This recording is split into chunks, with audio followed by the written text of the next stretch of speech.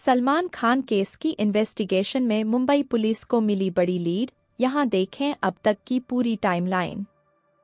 Bollywood superstar Salman Khan के घर firing के बाद से इस पर नए अपडेट्स लगातार आ रहे हैं। फैंस भी चिंतित हैं और प्रशासन भी इस हरकत के बाद चौकन्ना है। सलमान खान फायरिंग मामले में एक दिन बीत चुका है। आइए जानते हैं इस पूरे प्रकरण की अब तक की टाइमलाइन। बॉलीवुड सुपरस्टार सलमान खान के घर के बाहर हुई फायरिंग के बाद से इस मामले में लगातार अपडेट आ रहे हैं। मामले की जांच मुंबई पुलिस की क्राइम ब्रांच टीम कर रही है। मामला काफी सेंसिटिव है और फैंस भी सलमान खान की सलामती के लिए दुआ कर रहे हैं। हर तरफ बस इस मुद्दे पर ही बात की जा रही है। सलमान के घर के बाहर फायरिंग करने वाले दो शख्स में से एक के नाम का खुलासा हो गया है। हरियाणा से ताल्लुक रखने वाले कालू का नाम सामने आ रहा है। इसके अलावा इस केस में अब तक क्या क्या इन्वेस्टिगेशन एक दिन के अंदर हुई है, उसकी टाइमलाइन। सेकंड हैंड बाइक खरीदी और की फायरिंग। मुंबई पुलिस उस बाइक मालिक तक पहुंच गई है जिसकी बाइक पर सवार होकर बदमाशों ने फायरिंग की और उससे पूछताछ की जा रही है। पुलिस की जांच में पता चला कि जिस बाइक से शूटर आए थे वो बाइक रायगढ़ जिले के पेन तहसील का रहने वाले शख्स की है। जांच में ये बात सामने आई है कि ये बाइक उस शख्स से सेकंड हैंड खरीदी गई थी। पुलिस उस पहले बाइक ओनर तक पहुंच गई है। उसने खुलासा किया है कि उसने ही इस बाइक को कुछ समय पहले बेच दिया था। लेकिन आरोपी बाइक मालिक तक किसके रेफरेंस से गए, उन्हें बाइक बिकने वाली है, इसकी जानकारी किसने दी, बाइक मालिक से जान पहचान कैसे हुई, क्या कोई मिडिलमैन था, डायरेक्ट किसी बाहरी शख्स को बाइक कैसे और क्यों बेची, इसको लेकर पूछताछ जारी है। फायरिंग से पहले की थी रेकी। मुंबई पुलिस की जांच में ये बात सामने आई है कि आरोपी लंबे समय से मुंबई और उसके आसपास के शहरों में ही थे। बाइक खरीदने के बाद उन्होंने सलमान के घर के बाहर रेकी भी की थी और एक बार नहीं कई बार की थी।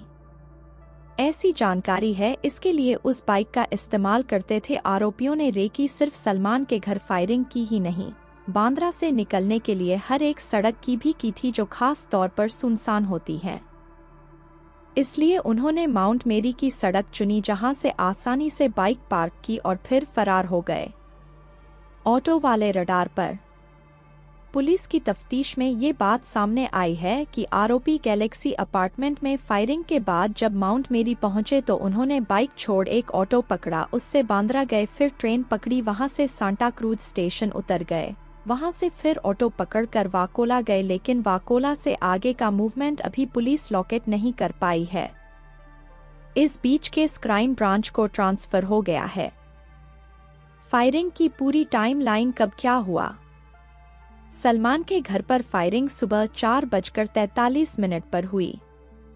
सीसीटीवी फुटेज में ये फैक्ट सामने आया है। उसके बाद आरोपी महबूब स्टूडियो वाली सड़क पर गए, ऑटो वाले से हाईवे का रास्ता पूछा, लेकिन वो गुमराह करने के लिए था। ऐसा शक है क्योंकि फिर वे महबूब स्टूडियो सर्कल से गोल घूमकर माउंट मेरी गए, वहां अपनी बाइक छोड़ी और फिर बांद्रा स्टेशन के लिए ऑटो पकड़ी। दोनों आरोपियों ने बांद्रा स्टेशन के प्लेटफॉर्म नंबर 1 से सुबह 5:08 की बोरीवली जाने वाली लोकल ट्रेन पकड़ी। ये भी सीसीटीवी की फुटेज से सामने आया। 5:13 पर वह सांता क्रूज स्टेशन के प्लेटफॉर्म नंबर 3 पर उतरे। ये फुटेज भी पुलिस ने खंगाली। सांता क्रूज स्टेशन से वे पूर्व में वकोला की तरफ बाहर निकले और वहां से ऑटो पकड़ी। इस ऑटो वाले को भी हिरासत में लेकर बयान लिया गया है। अब आगे की सीसीटीवी फुटेज को खंगाला जा रहा है। कैसे हुआ पूरा घटनाक्रम। सुबह 4:43 पर बाइक पर आए दो अज्ञात नकाबपोश हमलावरों ने फायरिंग की। इस दौरान 5 राउंड फायर किए, जिसमें एक बुलेट बालकनी के जरिए घर में गई, एक दीवार पर लगी, 3 जमीन पर एक जिंदा कार्टेज मिले। आरोपी महबूब स्टूडियो की तरफ गए, ऑटो वाले से रास्ता पूछा। लेकिन सूत्रों की माने तो ये उन्होंने जानबूझकर पुलिस को गुमराह करने के लिए किया था।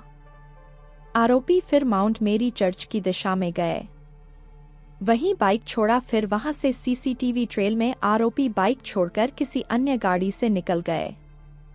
सीसीटीवी ट्रेल में आरोपी बांद्रा स्टेशन में ट्रेस किए गए। फोटो में आरोपी का क्लियर चेहरा दिखा, जो गैंगस्टर विशाल उर्फ कालू का था, जो कि गुरुग्राम का है और रोहित गोदारा के लिए काम करता है। उसने रोहतक में हाल में ही स्क्रैप डीलर की हत्या की थी। इसके बाद वे बांद्रा स्टेशन से फिर ट्रेन पकड़कर सांता क्रूज गए और वहां से ऑटो पकड़ी। अब पुलिस को शक है कि स्थानीय लोकल कॉन्टैक्ट का इस्तेमाल किया गया है। इसी बीच फायरिंग की सीसीटीवी भी सामने आई। मामले में आज आए ये बड़े अपडेट।